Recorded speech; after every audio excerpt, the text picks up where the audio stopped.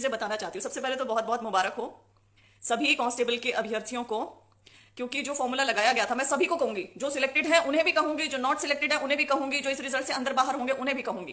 कारण उसका यह है कि यह रिजल्ट इतने गलत फॉर्मूले के तहत बना दिया गया था कि जो भी अभ्यर्थी अंदर होते, यदि कल को इस फॉर्मूला को ठीक करवाया जाता, जो कि होता, सुप्रीम कोर्ट एपेक्स कोर्ट इन्हें बोलती, तो वो ठीक होते तो वो अभ्यर्थी बाहर आते, और बाहर आते तो शायद ओवर एज हो गए होते, शायद अगला एग्जाम न दे पाते। तभी मैंने ये कहा था कि इन अभ्यर्थियों का भी हाल पीटीआई जैसा हो सकता है यदि सरकार ने अभी इस पर संज्ञान नहीं लिया या रिजल्ट रिवाइज नहीं किया। आपको ज्ञात होगा कि पंचकुला गई थी मैं, अभ्यर्थी आए थे 50-60 अभ्यर्थी से ज्यादा अभ्यर्थी वहां पहुंचे नहीं थे, पहली बात। दूसरी बात, हम 3 लोग अंदर गए थे कमीशन के अंदर, जिसके ऊपर इतनी मतलब कॉन्स्पिरेसी थ्योरीज बन गई, पता नहीं क्या क्या बन गया और पता नहीं क्या क्या यहाँ पे कहा गया। तो उसके बारे में मैं बोलूंगी। सबसे पहले तो हम इस पे बात करेंगे कि मुख्यमंत्री साहब ने विधानसभा में मान लिया है कि जो फॉर्मूला लगाया गया परसेंटाइल वाला नॉर्मलाइजेशन का, वो गलत लग गया है और उससे रिजल्ट उल्टा पुल्टा हो गया। तो उस रिजल्ट को वे ठीक करेंगे, जो भी सही होगा, उचित होगा, उसे वो ठीक करेंगे और वैसे ही रिजल्ट आएगा। तो ये बहुत बड़ी कामयाबी है और ये अपने आप में बहुत बड़ी बात भी है। मैं आपको बताना चाहूंगी क्यों।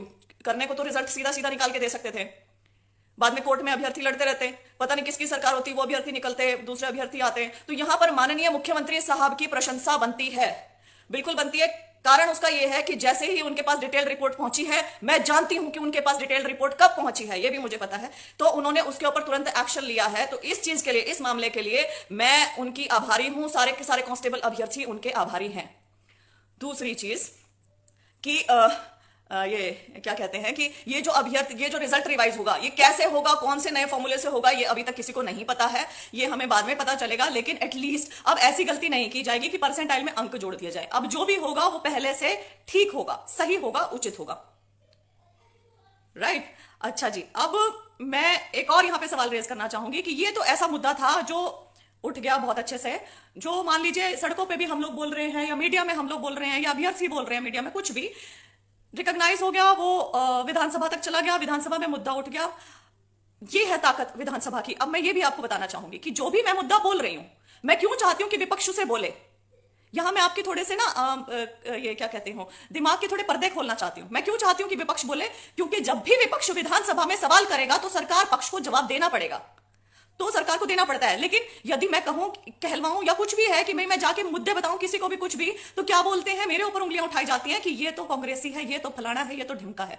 कभी किसी ने ये नहीं सोचा कि ये लड़की लड़ रही है और यदि ये विपक्ष को मुद्दे बता रही है तो ये तुम्हारे लिए बता रही है, क्योंकि मेरे जवाब मुख्यमंत्री साहब आके नहीं देते। यदि उस दिन जब मैं कमीशन से बाहर निकली थी, मेरे साथ 2 अभ्यर्थी और थे, हम लोग बाहर निकले थे और हम लोग मुख्यमंत्री जी से सवाल करते, तो मुख्यमंत्री जी मुझे आके या उन 2 अभ्यर्थियों को आके जवाब ना देते। लेकिन यही सवाल जब विपक्ष ने विधानसभा में उनसे पूछा, जब डिटेल रिपोर्ट उनके पास गई है, तब उन्होंने उनको जवाब देना पड़ा। ये होती है विपक्ष की ताकत। यहां पर मैं बिल्कुल किसी भी तरीके से ये नहीं कहना चाहती कि भाई पिछली सरकारें कैसी थी, उससे पिछली कैसे थी, हम सब जानते हैं कौन कैसा था, कौन नहीं था। उसके ऊपर टिप्पणी करना बेवकूफी है, नादानी है, उसके ऊपर हमें नहीं करनी चाहिए। जो प्रेजेंट चीजें हैं हमें उसके ऊपर बात करनी चाहिए। तो प्रेजेंट चीजों का सोल्यूशन कैसे होता है? सोल्यूशन होता है जब विपक्ष पूछता है। वो विपक्ष मौन है तो ये गलत है, विपक्ष पूछ रहा है तो अप्रिशिएट इट, और पूछ रहा है तो देखो ना, फिर जवाब आया ना सामने से, और जवाब आया, फेवरेबल आया ना। समझे इस चीज को? अब तीसरा यहां पे महत्वपूर्ण पॉइंट है कि मैं श्वेता ढुल, मैं रिक्रूटमेंट एक्टिविस्ट बनी हुई हूं, मैं समाज सेवी बनी हुई हूं। मैं क्यों कर रही हूं ये सब कुछ? मुझे क्या मतलब इस चीज में आनंद आ रहा है और मैं किसके लिए लड़ रही हूं? ये मेरे लिए एक बहुत बड़ा गंभीर सवाल, क्वेश्चन मार्क बन गया है। मैं आपको ये चीज इसलिए बोलना चाहती हूँ और आपसे पूछना भी चाहती हूँ ये चीज कि मैं कुछ कर रही हूं अपने जीवन में, मैं क्यों कर रही हूं उसका मैंने आपको 1000 बार चीजें बता दी हैं कि भाई मैं यहाँ के रिक्रूटमेंट सिस्टम से तंग आ चुकी हूं। मैं 10 साल से कोशिश कर रही हूं एचसीएस बनने की, लेकिन मैं ये कहती हूँ सिस्टम ने मुझे फेल किया हर बार, 1-1, 2-2 अंकों से, क्योंकि रिटर्न में मेरे ठीक रहे। कई बार रिटर्न में कुछ गड़बड़ हो गई, जब मैं सुप्रीम कोर्ट तक गई थी, कई बार क्वेश्चन पेपर में कुछ गड़बड़ होगी, तो मैं लड़ रही हूँ निरंतर, लगातार लड़ रही हूँ। और उसके बाद मुझे समझ में आया कि बोलना ही एकमात्र वो है, विकल्प है, और कुछ है ही नहीं। आप सच्चे हो, आपके पास फैक्ट है, तो आप बोलो, बिना डरे बोलो, रिकॉग्नाइज होंगी चीजें। तो वही मैंने किया। और जब पंचकुला में पहुंचती हूँ, अभ्यर्थियों को बुलाती हूँ, पहली बात तो 50-60 कांस्टेबल के अभ्यर्थी पहुंचते हैं मुश्किल से। लड़कियों का था ये आंदोलन, लड़कियां 3 पहुंचती हैं, केवल 3। फिर हम लोग कमीशन के अंदर जाते हैं। कमीशन के अंदर कोई भी बात होती है तो आपको ये तो पता होना चाहिए कि दीदी जब एक ही मांग मान रही है कि नॉर्मलाइजेशन गलत लगाया गया है, तो तुम ये कैसे भूल गए या चूक गए इस चीज में कि दीदी ने ये बात अंदर जाके नहीं रखी होगी। चलिए, उन अभ्यर्थियों का तो ये पर्सनल मुद्दा था, खुद का था, मेरा तो कोई मुद्दा नहीं था ना। तो जब मैं बाहर आई हूं और जितनी मैं आपको इंफॉर्मेशन दे रही हूं वो आप लोगों की भलाई के लिए दे रही हूं ना।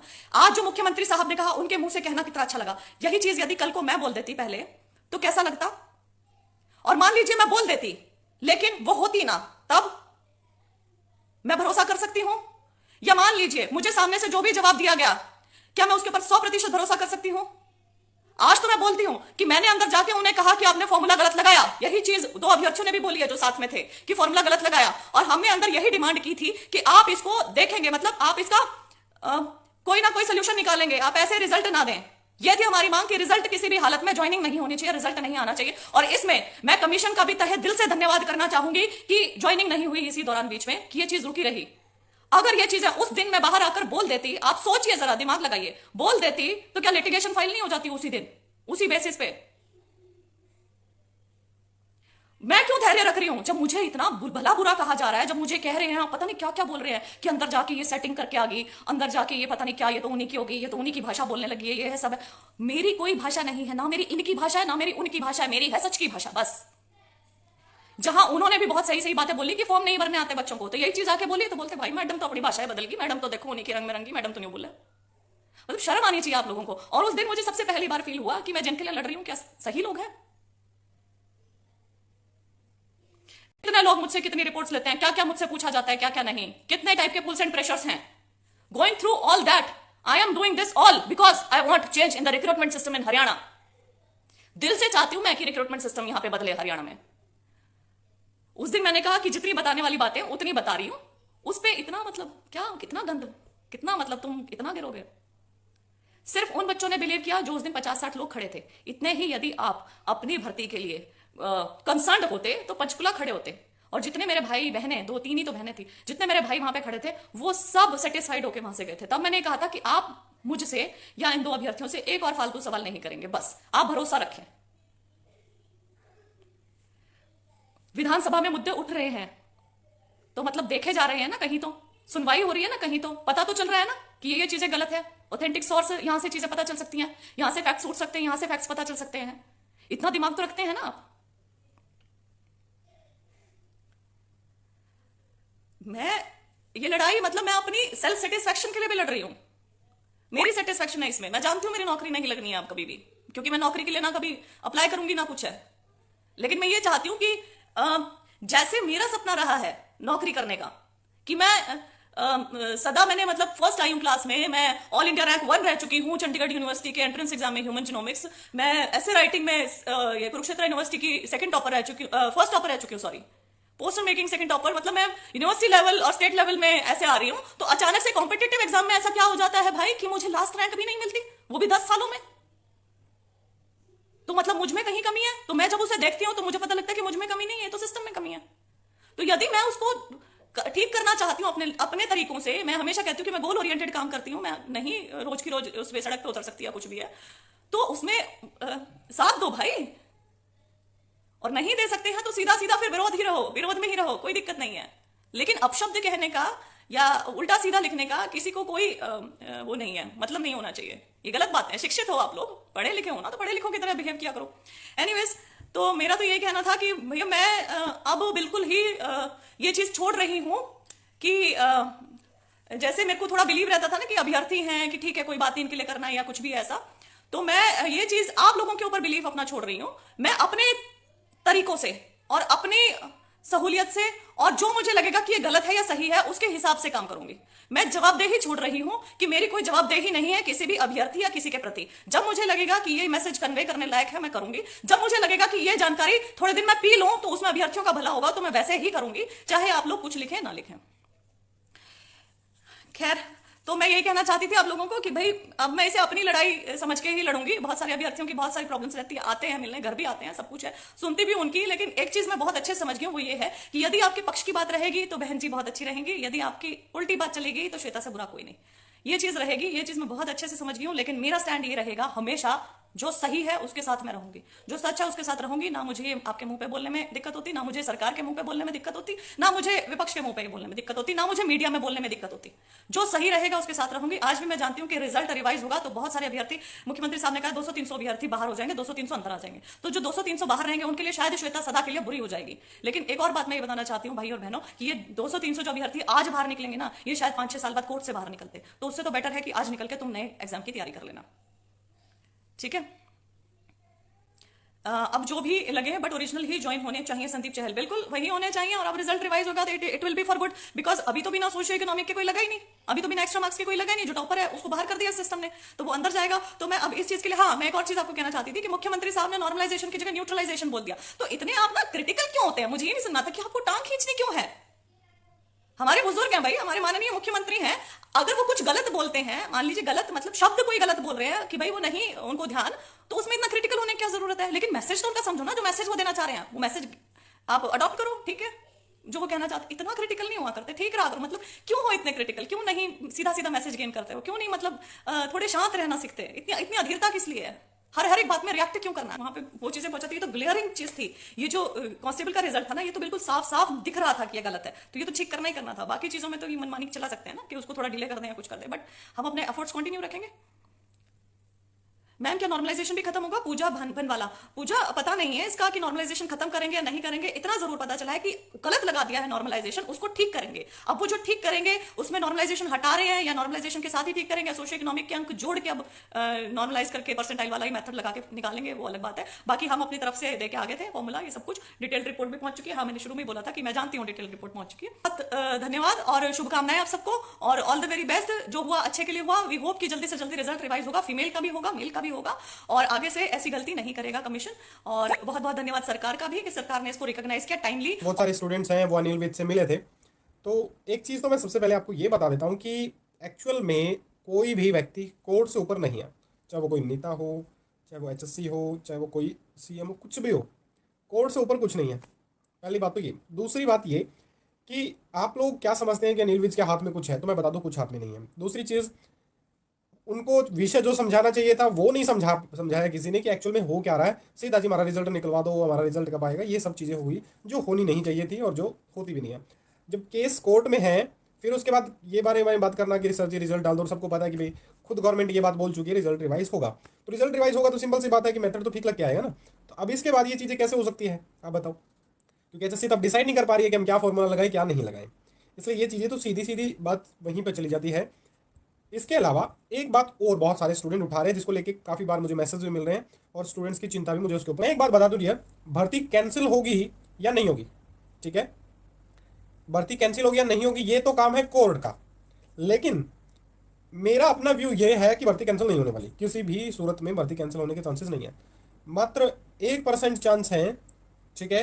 वो मैं इसीलिए कह रहा हूँ कि कुछ चांस तो देनी चाहिए, तो वो 1% दे सकता हूँ, इससे ज़्यादा मेरे पास नहीं है। दूसरा, जो कुछ स्टूडेंट कह रहे हैं भर्ती रद्द हो गया इस तरह से, वो ज़्यादातर वो लोग हैं जो खुद नौकरी लग नहीं पाए या खुद काबिल नहीं है, नौकरी के लायक नहीं है, तो वो सोचते हैं कि दूसरे भी ना लगे।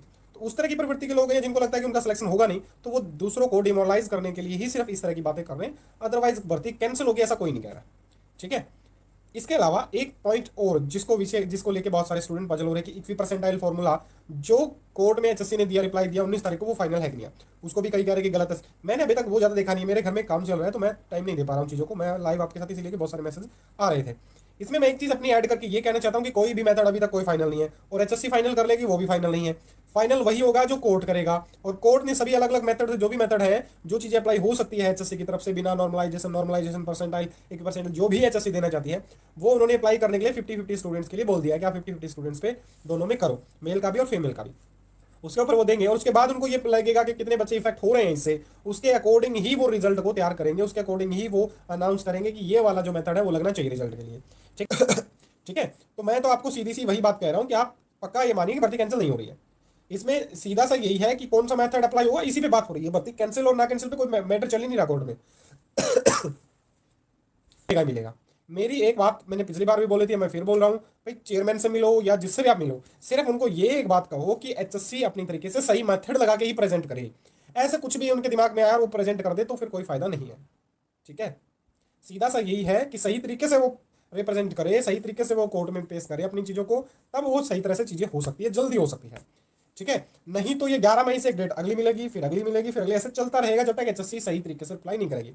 आपको चेयरमैन कुछ भी कह सकता है, मैं इवन ये बात बिल्कुल 100% सही कह रहा हूँ कि चेयरमैन का कुछ नहीं पता, आज कुछ कहेगा, कल कुछ कहेगा, परसों कुछ कहेगा, बदलता रहता है।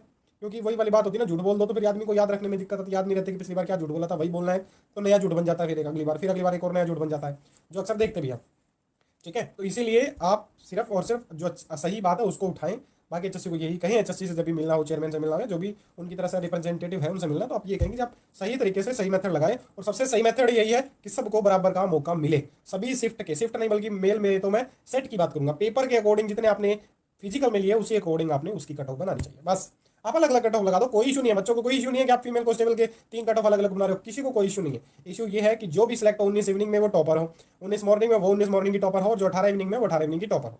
ठीक है, तो इसीलिए सीधी सी बात यही है कि रिजल्ट शिफ्ट वाइज कह लो या मेल में कहोगे तो पेपर वाइज कह लो, उस तरीके से रिजल्ट निकले, कोई इशू नहीं है, किसी को किसी प्रकार की कोई दिक्कत नहीं है। थोड़ा सा मैटर पेचीदा हो सकता है, कॉम्प्लेक्स है, मैं मानता हूँ मेल वाले में, फीमेल वाले में तो है ही नहीं, मेल वाले में थोड़ा सा कॉम्प्लेक्स जरूर बनेगा, लेकिन वो इतना कॉम्प्लेक्स नहीं है कि वो सॉल्व नहीं हो सकता। चीज़ें थोड़ी होंगी, ठीक है, वो तो सीधी सी बात है कि 5500 के 5500 स्टूडेंट तो लगने वाले नहीं है। ठीक है, 5500 मतलब मेरा कहने का मतलब रिजल्ट तो निकलेगा, लेकिन सारे के सारे ज्वाइन करेंगे ऐसा नहीं है, बहुत सारे ऐसे जो ज्वाइन नहीं करेंगे, जिन्होंने ऐसा ही दिया होगा, ऐसा में सिलेक्ट हो गए वो शायद उसमें। तो अगर मान लो 5500 में किसी के साथ थोड़ा बहुत धोखा हो भी जाता है, मान लो धोखा तो नहीं होगा, कहने का मतलब मेरा ये है कि एक पेपर में किसी के नंबर इतने बड़े और सेम ही नंबर किसी के दूसरे पेपर के अकॉर्डिंग और दोनों मेरिट में जा रहे हैं, लेकिन पोस्ट एक खाली है, तब वही रहेगा, एज वाला मैटर हो जाता है, उस तरीके से ले लेते हैं। ठीक है, लेकिन वो दूसरे वाला भी फिर वो कम से कम वेटिंग में आ जाएगा, या फिर वो रिजल्ट रिवाइज होगा, जैसे मेल के कारण खाली रहेंगे या कुछ और रीजन से कुछ और पोस्टों पे चले जाएंगे, तो उसके कारण जो खाली रहेंगे उसमें वो सिलेक्ट हो जाएंगे। तो कोई इशू नहीं है, कोई बड़ा इशू नहीं है इतना, लेकिन एचएससी पता नहीं इसको क्यों कॉम्प्लेक्स बना रही है। शायद इसके पीछे रीजन ये भी है कि इच्छा शक्ति की कमी है, जो मुझे लगता है, व्यक्तिगत मेरी पर्सनल राय है, ये हो सकता है मैं इसमें गलत हूँ। मुझे हरियाणा पुलिस अपडेट के बारे में एक बात देखी थी कि हरियाणा पुलिस के बारे में बच्चे बहुत विचलित हो रहे हैं कि सर भर्ती कैंसिल होगी। जहां तक मुझे आइडिया है जो टीचर्स, तो ये भर्ती किसी भी बेस पर कैंसिल नहीं होगी। भर्तियां वही कैंसिल होती है जिसमें पेपर आउट हुआ हो या कुछ और तरीके की एक्टिविटी हुई हो। ये कोर्ट में जो प्रोसेस चल रहा है नॉर्मलाइजेशन को लिए, एचएससी को पेच फंसा है ना कि बच्चों को। एचएससी अपनी कमियां छिपा रही है, रिजल्ट को डिले हो रहा है, ताकि जो कोर्ट में हियरिंग होती है वो बार बार डिले हो रही है, आगे जा रही है। तो यहाँ पर एचएससी को पेच है ना कि बच्चों को, बच्चे थोड़ा सा पैनिक ना हो, आपकी मेहनत जाया नहीं जाएगी। सब जितनी बच्चों ने मेहनत की है उनको अपने मुकद्दर का जो अपना हिस्सा है वो मिलेगा। अपनी तैयारी कंटिन्यू रखिए, आगे भी बहुत सारे एग्जाम आएंगे। तो हरियाणा पुलिस को लेकर कोई पैनिक होने की जरूरत नहीं। हाँ, जो बोर्ड कर रहा है बच्चों के साथ कि रिजल्ट डिले कर रहा है वो गलत है, लेकिन भर्ती एज ए टीचर्स मुझे लग रहा है कैंसिल 99% 100% किसी भी बेस पर कैंसिल नहीं होने के चांस है। इसके बारे में कोई अफवाह उड़ाए या वीडियो बनाए या कुछ भी बनाए तो उसको इग्नोर करना, जैसे बोलते हैं ना कि इस मैसेज को इग्नोर करना, सिर्फ अपनी पढ़ाई पे फोकस करना, क्योंकि जो नेगेटिव चीजें वो बहुत जल्दी फैलती है। तो उन पर ज्यादा, क्योंकि कोई बच्चे डिप्रेशन में जाए, नहीं सर हमने इतनी मेहनत की थी, तो आपकी मेहनत जाया नहीं जाएगी। बस वेट करें। लव यू सभी को, बेस्ट ऑफ लक।